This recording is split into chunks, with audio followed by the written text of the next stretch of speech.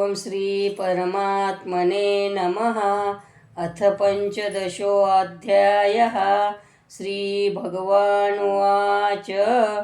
ऊर्ध्वमूलमदः शाखमश्वत्थं प्राहुरव्ययं छन्दांसि यस्य पर्णानि यस्तं वेद स वेदवित्। आदश्चोर्ध्वं प्रसृतास्तस्य शाखा गुणः प्रवरदा विषयः प्रवालाः। अधश्च मूला न्यूनसन्ततानि कर्मानुबन्धीनि मनुष्यलोके न रूपमस्य ततोपलभ्यते नन्तो न चादिर्न च सम्प्रतिष्ठा। अश्वत्थमेनं सुविरूढमूलमशङ्गशस्त्रेण दृढेन चित्वा ततः पदं तत्परिमार्गितव्यं यस्मिन् गता न निवर्तन्ति भूयः। तमेव चाद्यं पुरुषं प्रपद्ये यतः प्रवृत्ति प्रसृता पुराणी निरमानमोहाजितसङ्गदोष अध्यात्मनित्या विनिवृत्तकामाः। द्वन्द्वर्यमुक्ता सुखदुःखसोऽग्निर्गच्छन्ति मूढा पदमव्ययं तत् न तद्भासयते सूर्यो न च शाङ्को न पावकः यद्गत्वा न निवर्तन्ते तद्धाम परमं मम।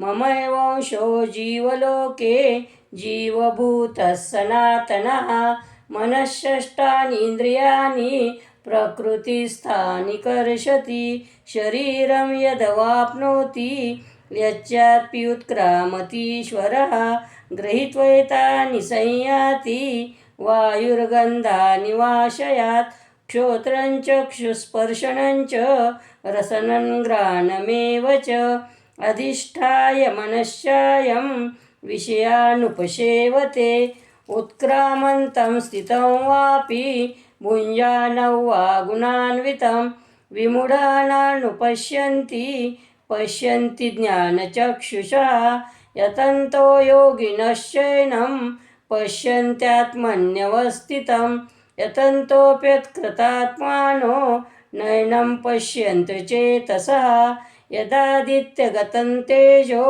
जगद्भासयतेऽखिलं यश्चन्द्रमसि यश्चाग्नो तत्तेजो विद्धिमामकं गामाविश च भूतानि धारयाम्यहमोजसा पुष्णामि चौषधिः सर्वा सोमो भूत्वा रसात्मकः।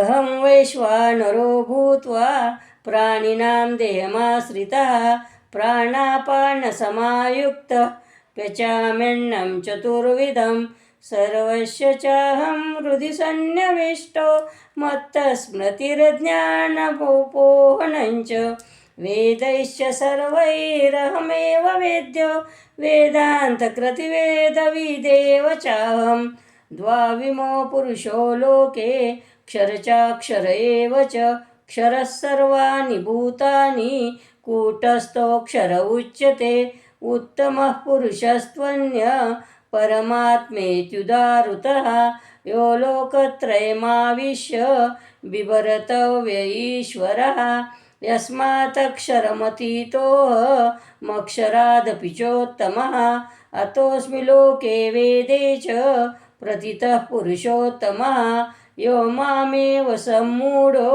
जानाति पुरुषोत्तम स सर्वविद् भजति मां सर्वभावेन भारत इति गुह्यतमं शास्त्रमिदमुक्तं मया नघ एतद्बुद्ध्वा बुद्धिमान् स्यात् कृतकृत्यश्च भारत। हरि ओम तत्सदिति श्रीमद्भगवद्गीता सूपनिषत्सु ब्रह्मविद्यायां योगशास्त्रे श्रीकृष्णार्जुनसंवादे पुरुषोत्तमयोगो नाम पंचदशोऽध्यायः।